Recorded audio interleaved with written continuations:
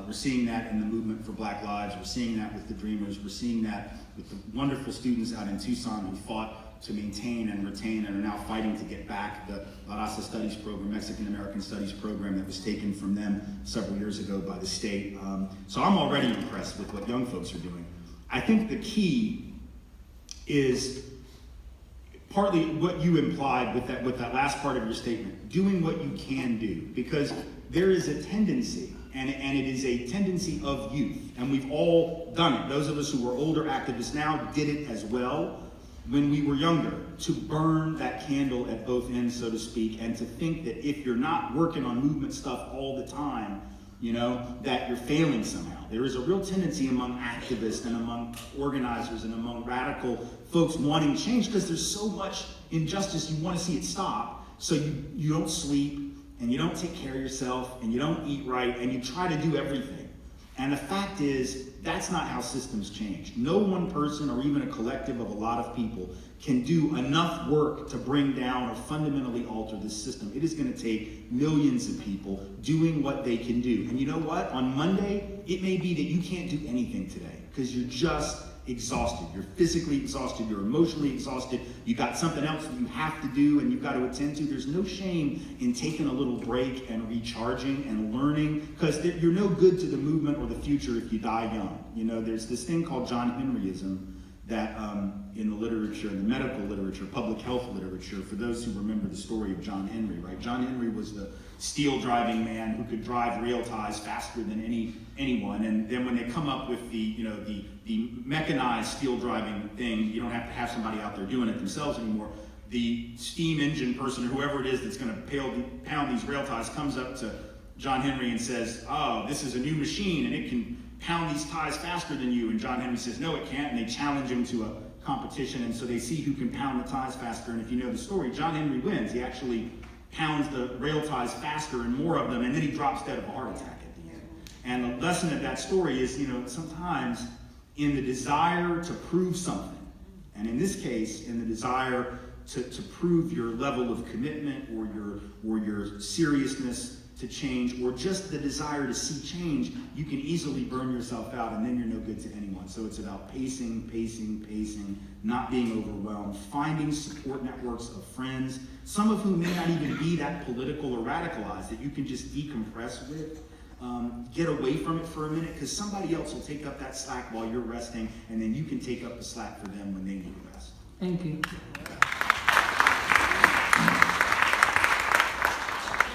Hi, I'm Robert Johnson, retired commoner. Really quick, new nationalism. What I found is the right tends to take patriotism, the left doesn't. Is there a way to cultivate a true nationalism and patriotism that still includes a number of things? Yeah, it's a hard question for me because I am of mixed mind on it. Nationalism is almost always, in my estimation, a destructive force historically. I haven't seen it play out too effectively or too well for people. Patriotism, I feel, too easily descends into nationalism, and so there's an overlap there. Many, many years ago, right after 9/11, I actually wrote an essay called Patriotism as Pathology. And the argument that I made was that patriotism is, and pathology just means a deviation from a normal or natural state. And what I was saying was it's not really normal or natural, because nation states themselves aren't really normal or natural. The boundaries are not. We draw them usually as a result of war or conquest or colonialism or all three. And so you take something that's unnatural and try to make it natural, the odds are pretty good you're going to create a lot of problems. So I don't think patriotism is healthy. Having said that, I also am of the opinion that if we're going to critique, like I did, some of the fundamental core constructs of American ideology, which is a building block of patriotism, right, is that ideological cornerstone, it is important to appeal to other American principles as we do that, right? And I think sometimes we on the left make the mistake of giving away all of those principles and allowing the right to own them when they don't deserve to. Now, patriotism as flag-waving, rah-rah, sis-boom-bah cheerleading, I have no time for that. To me, that's empty. right? That's why, to me, the debates about the national anthem and the Pledge of Allegiance are so absurd, because these people that get angry at football players for taking a knee during the anthem, they just think that there's something truly America-loving about standing up, putting your hand on your heart, and reciting some words you learned when you were 5, right? And not actually living any of those principles. I mean, how is that an act of patriotism? That's just rote memorization. That's the kind of stuff that when they do it in North Korea, we go, oh, these people.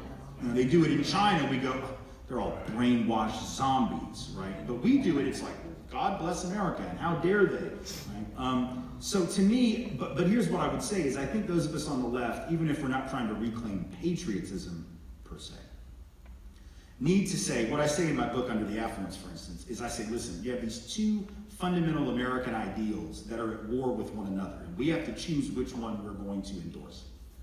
The one is that rugged individualism, myth of meritocracy stuff, which is obviously a key component of Americanism. But you know what else is also part of the American ideal? There's also this notion of community and this ideal of, never realized, but this ideal of liberty and justice for all. We have all of these words, right, that we say, not that we've ever meant them, but they're there for the taking, right? So when Thomas Jefferson says all men are created equal, we know he didn't mean it, right? Because he owned 235 people on the day he wrote the words. But what we also know is just because he didn't mean it doesn't mean we can't. And so I want us to have a discussion about which of these principles is going to win. Because I think that collective principle is also part of the American ideal. I think that notion of the collective we the people, all these things that we say like that's there. And the fact that people have been hypocrites and haven't fulfilled it doesn't change the fact that it's part of it. So I say let's have a discussion about which of those things is more important, and we're going to try to reclaim this collective ideal, which is part of Americanism, not necessarily in the name of nationalism, because nationalism to me, and even patriotism, is usually about not just that I love, I love this country. I love a lot of things about this country. I love the people of this country. I like the geography of this country. I love the culture of this country, and in part I love it because it is multicultural and has been created by so many different people, and it does make it somewhat unique. Not entirely unique. There are certainly other countries like that, but somewhat unique on the planet. So I love it. Now, I've also only traveled to 6 countries, or 5, actually. So I'm not in a position to say that it's the best damn country in the world, or whatever it is they want me to say, because what idiot says that when they've been to 5 countries? Well, apparently a lot of people do. Like several years ago, Tom DeLay, when he was in the Congress, right, from Texas, he didn't even have a passport. Here's a sitting U.S. congressman, high-ranking congressman, said he didn't have a passport, and asked him why. Well, why would I want to leave America? The hell, right? And so, to me, I feel as though I can't say what nationalism asked me to say. That not only are we a great place, but we're better than you. We're better than everybody else. Because in certain areas, I don't know, we might be, I don't know. I can't even say anybody's the best objectively. I know we're not best in any of the rankings that matter. We're not best in terms of healthcare coverage or life expectancy or infant mortality or child poverty rates or gun violence or we're like number 1 or 2 in the really shitty stuff. And we're like number 38 or worse in all the stuff you actually want to be number 1 or 2 in. So objectively, we aren't even close to the best nation on earth. But you know what? It's mine. It's where I'm from. And I'm going to fight for it because it's my home. And it's been the place that my family has lived for a very long time. And that's why I love it. Because it's mine. Right? And that's why I always find it funny when I get these emails from Nazis. And I get them all. The other day I got you should try this. It's great fun. Getting emails from Nazis who say, go back to Israel, because I'm Jewish, if you didn't know that. And they really want you to know that, because therefore I'm not white, you see, and they say it like I'm trying to weasel my way into their club.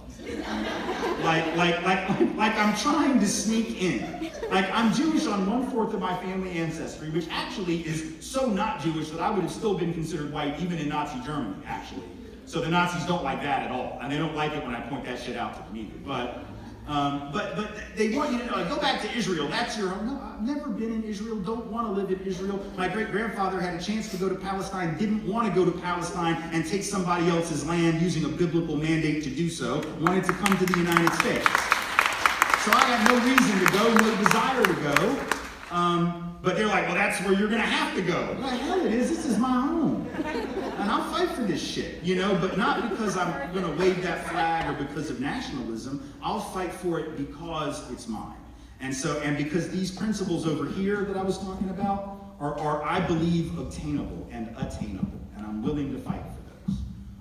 So I don't know that we necessarily want to couch it as nationalism or patriotism, but we do want to appeal to some of those ideals and their core seeding in the American experiment, because they are part of who we are. They're the better part of who we are, and they're in conflict with the worst part of who we are. Any others? Yes? She actually has a question. She's a little nervous. Oh my God. You can do it. Now, we spoke out there and everything was fine. It's just you and me. I just was wondering, I mean, I know you've changed a lot of minds, but generally when you're conversating with somebody and then they, like, for example, if you're dealing with somebody that has such negative views, like they are so strong in how they feel about people on welfare or immigration or race, whatever you're talking about, like what is your general tactic that you use with people who are so strongly rooted and don't want to change their mind? Like they look for every way to stick on that side. Like, well, I think if they're really that strongly determined to stay on that side, that the better course of action just for your own mental, emotional, and even physical health is to walk away. You know, and to have a conversation with someone else. Because there are a lot of other people who maybe aren't as I mean, they might still be in that place, but they're reasonable and they'll listen to and they're open to hearing what you have to say without thinking 2 steps ahead. What's their next argument going to be? You know? And there are other people who already see what you see, who just need more numbers. We just need to be working with our own people sometimes. You know, sometimes it's about mobilizing the people already on your side, not converting the heathen. Right? We have a narrative that runs through our head, though, some of us who are progressive, I think sometimes, because see, the problem with liberal and progressive and left people, I think, there are a lot of problems, but one of the problems with us is that we tend to place an inordinate amount of faith in the power of pure reason, right? So we sort of act like, well, if I just show you the facts, by God, then you'll know the truth. And I'll show you a position paper and a really well-written study, and you'll just go, oh my God, I've been wrong all my life about everything. That isn't how human psychology works. So the left really understands the data, and we understand the research, and we understand the sociology, and you know what the right understands? They understand marketing. Right? They understand marketing and memes and images and symbols, and so we're sitting there, we're like the debate team, and they're like the pep club. Right? And the pep club and the cheerleaders will always be the debate team, because we're sitting here being all cerebral and shit, and they're over there doing what they do. So part of that person that's so sucked into that ideology, they're not going to get out of that just because you give them some really interesting facts. If there's anything that would bring them out of that, and I'm not saying it's impossible. I am personally friends with 6 different people who were former white supremacist, neo-Nazi skinheads or Klansmen who have come out of that movement. So they were about as bought in and deep into it as you can get. And they came out. But they didn't come out of that struggle and that movement and that hatred because they read a book, they saw a video, they came to a speech like this. Every last one of them said that usually there were a couple things that were important. One, and it's hard to do, and I'm not even going to ask people to do it because you got to make this decision for yourself. And I definitely never, ever would ask people of color to extend this kindness. But every one of them said, you know, what happened was I was treated kindly at the moment when I least deserved it by the people from whom I least deserved kindness. Wow. So one guy, for instance, one of these Nazis said that he was at a McDonald's one day getting breakfast, I think, and he put the change on the counter, and the black clerk saw he had a swastika on his hand or his finger. And she saw it, and she looked up at him and said, honey, you're better than that, or something like that. And it broke him, you know. Now, here's the thing. That woman didn't owe him that. And he didn't deserve it. And he's real clear on that, because black folks don't owe white people their little come to Jesus moment. Black people don't have to save white people. That's not the way this thing works. People of color are not in the business of having to save white folks' souls. That's for us to do, but in that particular moment, that made a difference. So that kindness can make a difference sometimes when someone's really bought into that hate. And if you're in the place on a given day where you can do that, fantastic. If you're not, don't worry about it. It's not your job. It's just one of those nice little extra things that if you feel strong enough to do it on a given day, sometimes it works, sometimes it doesn't. And always consider your own safety first and foremost, rather than their soul. That they got to deal with their own soul. But the other thing that sometimes works for people is hearing your story rather than a bunch of facts, right? Like having a conversation that isn't about proving them wrong, right? So like I remember right before Thanksgiving last year, I was in Colorado giving a talk, and these folks in the audience were getting ready to go home for Thanksgiving. And they all asked this question, because they apparently all have this racist uncle. I don't know if it's the same dude, but they all have got this horribly racist uncle, and I hear this story all the time. It's always somebody's uncle, though. It's never their dad, or their mom, or it's always the uncle, which is weird, because if it's somebody's an uncle, they're also probably a dad, it's somebody's dad, but they're not complaining. It's just the nephew and the niece that are giving it a hard time. So the guys, they say, what do I say to my family at Thanksgiving, What do I do to change them or get them to see? And I said, well, first of all, it's Thanksgiving. You're not going to convert people over turkey and whatever you're eating. I said, more important, here's what you don't do. Don't go in and bust off some high-level intersectional feminism on your Uncle Bill who thinks you're crazy already. Like I promise you, go in with that is not going to work, because they don't care about your book learning, as we say in the South. Right? In fact, they think that has spoiled you and ruined you. So just don't even come in with a bunch of academic, high-minded stuff. Don't come in with a bunch of data and a bunch of studies and all the books you're reading. Come in and ask your uncle why he thinks what he thinks. Don't debate with him. Don't say, tell me what your views are. No, you already know what his views are. Tell me why you think it. Start with that, because when you ask the question of that person who's bugging the hell out of you saying all this ridiculous stuff, you're showing them a certain amount of respect. Like, hey, tell me why you think what you think. I'm curious. And here's what's really helpful about that approach. Usually that person who says all that jacked up stuff, for which they don't really have evidence, right? Usually when you ask them why they believe it, as they're trying to give you the answer, they start to realize they don't really have a good answer.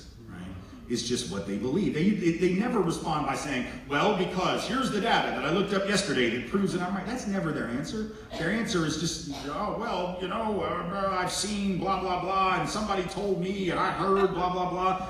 But at least you're getting them to think it through, and they're actually seeing the inadequacy of their reply. But having asked it, then you are able to offer why you see things differently.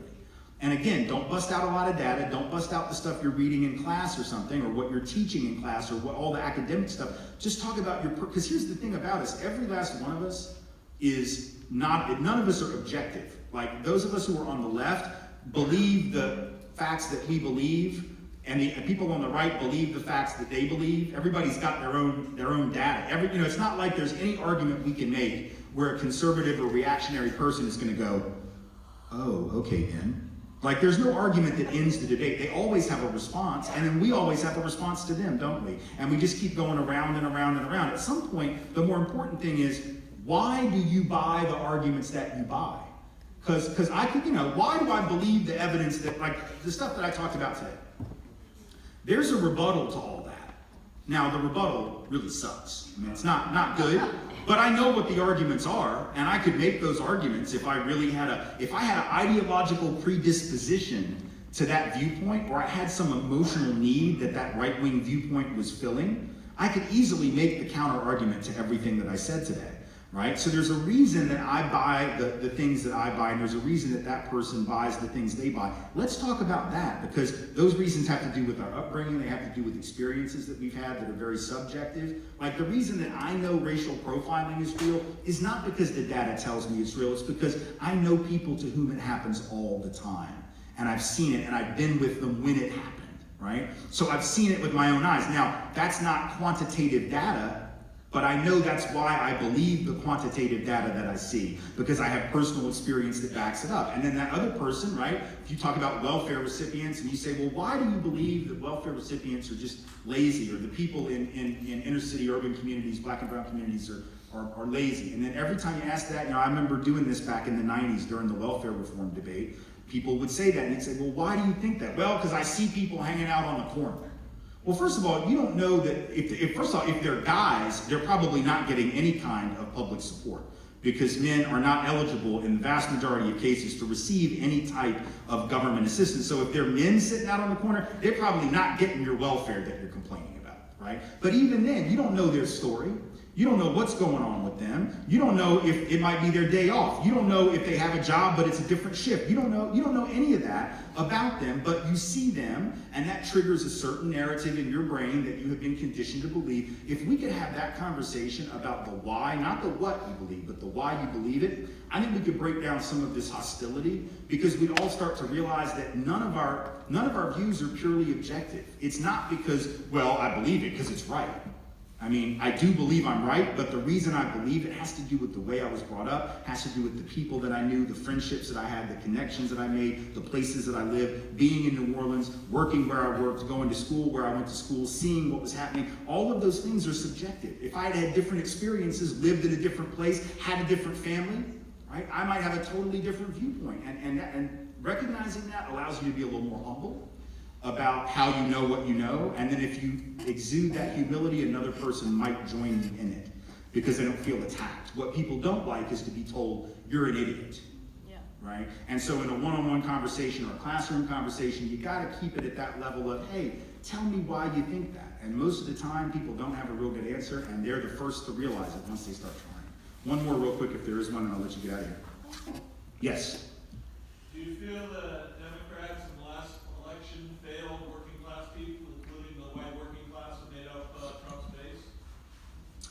I think the Democratic Party has a long history of failing working class people lately. They've always failed working class black and brown folks historically, even when they were focused on working class white folks during the New Deal. They still found a way to exclude and marginalize working class black and brown people. And now, as has happened, as the political system has become increasingly financialized, as the economy has, the working class has become an afterthought. So much so that the Democratic Party doesn't use the phrase, right? We usually talk about the middle class. Frankly, even Bernie Sanders used that phrase more than he used working class explicitly, because we're so used to not saying working class. It's because we have this notion that we're a classless society. So if you say middle, oh, we're all in the middle. But you know, it's interesting, you ask people, what class are you, what economic class, and people will say middle, according to the research, whether they live in families that make $25,000 a year or families that make $250,000 a year. They all say they're middle class. Now, if you have ever made 25 and then found yourself making 250, you know you are not living the same when you make 250 as when you're making 25. So it's not the same, but we've convinced ourselves. So we have to get back to a politic that allows the articulation of the reality that there is a working class, and then by definition what that means is there is an owning class. And that's what we don't want to talk, because if we say workers, then the opposite of workers is owners, as opposed to the opposite of middle is, there is no opposite of middle. It's just, you know. And so I think we have to get back to that. I wouldn't say that the party was any worse than usual on that this particular year. And I think the problem is you have two factions within the Democratic Party, and each of them doesn't really understand the value of the other, in a sense. You have people who clearly don't understand the importance of a strong class analysis in their work. Whether that's because they want Wall Street money, whether they want, you know, large campaign contributions, whether or not that they really just like going to rich people parties and don't want to be connected to the working class, whatever it is, or just general class snobbery, that they don't see the value of that. But you also have those who are very emphatic about the class focus, including Bernie Sanders and many of his supporters, who I think give incredibly inadequate attention to the issue of white supremacy and the issue of misogyny and patriarchy. And each of those factions fails the other factions by doing that. And I think that, you know, when we talk about the working class and we view them as white, and I gather that really is how Bernie Sanders in many ways views the working, he has a 1930s conception of what the working class is. It's the guy in the factory, you know, it's the guy on the farm, or it's the guy in the mine. Well, it's not. Disproportionately, the working class in this country are women of color, disproportionately. And by the way, have always been that. People of color have always been disproportionately the working class. So we have a 1930s conception of it, then we pander to the needs of some, and we ignore the needs of a whole lot of others. Now, that's not, I'm not trying to just rip on Bernie Sanders for that. That's a problem of the white left for a long time. And we need to do better, because my feeling about it, and I write about it under the Affluence, is the very reason that we can't get a powerful and successful class-based politic and movement to succeed in this country so far is because of the way that race and white supremacy get in the way of that. The reason that we can't get working class white folks to join in larger numbers with their black and brown brothers and sisters is precisely because they have been tricked into accepting the psychological wage of whiteness at the expense of their well-being. And we can't get them to stop doing that just by appealing to their economic needs. If that were enough, they would already have come over, right? We have to actually confront the psychological wage. We have to actually be willing to say to those folks, you are being tricked by racism and white supremacy. We have to name it and we have to call it out, because otherwise they'll continue, I fear, to ignore that thing. The good news is there is some research which suggests, that when people are forced to confront some of their biases, including their implicit racial biases, that might be motivating their politics around something like that. A lot of times when people have that stuff brought out in the open, where it can't be implicit, where you have to bring it out like explicitly, they actually are more likely to change than they are when it remains implicit. Because when it's implicit, I don't even realize what it's doing to me, right? If my biases are in there, but they're sort of subconscious, and I'm not even aware that they're moving me around the chessboard, then I can't fight them. I can't resist those impulses because I don't even know where they're coming from. On the other hand, if we have a politic that says white supremacy has suckered us for hundreds of years, and falling for it destroys us all, and here's the evidence of that, then all of a sudden I have to confront the fact that part of my political allegiance to this guy and to the right wing is about that, even though it hurts me. And yeah, that's hard to get people to see at first, and it's scary. But once they see it, precisely because most people, I think, like I said, are good people and aren't evil, and I think most white folks do not consciously wake up every day thinking to themselves, how can we oppress today? I think that when people are confronted with that, there are some, not the majority, I'm never going to claim that, but some, and potentially enough, who would be able to recognize that those allegiances were dysfunctional. And so I think and then would make a move in the other direction. So I think we need to encourage, whether it's the Democratic Party or progressive third parties or just progressive movements, to operate obviously from a place that understands class, but also that understands race and gender and sexuality and all of these things. All of our politics have to be intersectional if they're going to be liberatory, and I don't think the Democratic Party has really caught up with that. A lot of the left beyond the Democratic Party hasn't caught up with that, so it's not unique to the party. It's just that we're using the language of intersectionality pretty well nowadays. We're not necessarily doing the organizing of intersectionality as well. That's a little slower to catch up. Some folks are doing a fabulous job of it, but I think it's going to take a minute, right, for that really to trickle down into party structures that have for so long been about coalition politics, where the coalition is, let's say for the Democratic Party, you've got the labor unions who are class focused, right? And you've got, sort of traditional quote unquote women's groups, which tend to be white women's groups that work on a handful of issues that they have defined as women's issues. And they are, of course, but there are also other issues that women confront that maybe aren't in that category. Then you've got traditional civil rights groups that work around race, and you've got immigrants' rights groups that work around immigration, and you've got environmental groups that work on that, and you've got, but coalition politics are not the same as intersectional politics. Coalition politics is about, let's get all these disparate threads and throw them in a room and fight for a common cause. Intersectional politics requires us to go quite a bit deeper and say, how is the labor struggle connected to feminism, right? How is the struggle around healthcare connected to ableism? There was a great essay yesterday, I sent it out on social media, it was in the Washington Post, and it was about how this bill in Kentucky they're pushing to force Medicaid recipients to work for their Medicaid, in addition to just how absurd this is on so many levels, this particular piece was talking about how it is going to be a real risk to people with invisible disabilities, right? People with visible disabilities will be exempted from the work requirement according to the way this bill is being written up. But a lot of people have invisible disabilities, right? And when you have an invisible disability and you're trying to explain that to the person who has the power to cut you off a program, you can imagine a lot of times that person's going to be like, yeah, right, whatever. You get chronic headaches, whatever. You just don't want to work. And that person can have a legit condition, but because we have this mentality, right, that the poor are malingerers who just make things up because they don't want to work, you can imagine that's going to hurt a lot of disabled folks. Now, why is that an intersectionality issue? Well, think about it. When we talk about cutbacks on programs for poor people, most of us realize that that's usually racist because the emphasis tends to be on people of color, and the imagery that politicians use is usually, welfare cheats that are people of color, quote unquote. We know it's classist because it's an attack on the poor. Most of us, we can see the sexism in it because it's often an attack on women who make up a disproportionate share of the recipients.